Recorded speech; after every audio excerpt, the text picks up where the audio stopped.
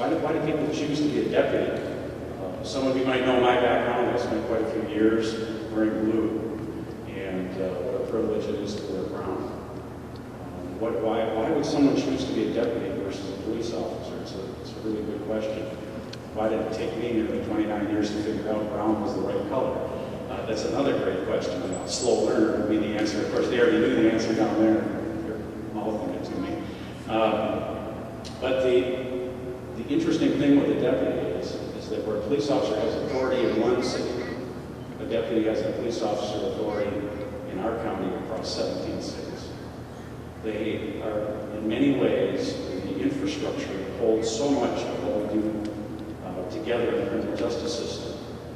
When you watch television, somebody gets arrested, they go to jail, and you show up for court, it's magic. Well, you're going to find out about our detention folks that they're a key piece to that magic. But then when they get to court, how do we have a safe building? How do we take care of those juries? How do we make sure that the judges are attended to and that the defendants get there safely and they get a fair hearing according to the Constitution? Deputies handle that. How do we manage our waterways in this county, which we have 18 miles of the Mississippi? We have 92 bodies of water, 23 of which would be kind of recreationally used waterways. Those are sheriff's deputies that manage those and keep people safe there. Whether it's frozen or liquid, we manage those waterways. Because of our ability to go across jurisdictions, city jurisdictions, we are often sought out for the larger investigations. Because we don't have to worry about joint powers agreements. The Sheriff's Department has that constitutional authority to support other agencies. And then for the cities that don't have their own police departments, we function as a police department for 7 communities across the northern suburbs, stretching from Arden Hills, touching the communities of Shoreview, North Oaks, Little Canada, Badness Heights, Gem Lake, White Bear Township. Approximately 70,000 to 80,000 people in 60 square miles will serve as the police department. So when someone calls 911, we're the responders. So when you think in those terms, then on top of that, we provide the training and support not just to our agency, but to the other smaller agencies in our county. And we believe that when the Sheriff's Department is functioning best, we're not in the news, is because we're executing professional services according to the Constitution. And people are safe. They're safe awaiting trial, they're safe at trial, and people can sleep safely at home because they know that we're watching out for them.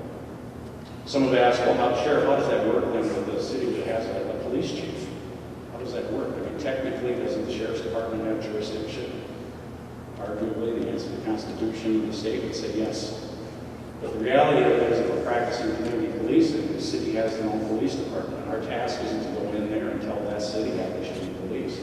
Our task is to support that city and to support that chief. Because I've got this crazy idea that if St. Paul's chief is successful and crime is down, it's good for Ramsey County. And so our role with the other police departments in this community is quite literally, we're the cavalry. We're the people that come alongside and support them in those difficult times. We don't need to have special powers or anything else. The Constitution provides it. And the exciting thing about being part of this organization is we are the only ones that get to say this. We were founded in 1849. We were founded before this was even a state, it was a territory, and they had one county that they started with, and it was Ramsey. If you look at an old map, when this was a territory, you'll see that Ramsey County was slightly larger than it is now. If I'm not mistaken, it extended almost to the Red River Valley for a while. It's a large county. We're a little smaller than that now. But nonetheless, there's 17 communities and about 550,000 people that live in this county that we're responsible to keep safe. We're responsible to support the courts, we're responsible to support the other police agencies, and also to help our partners in corrections.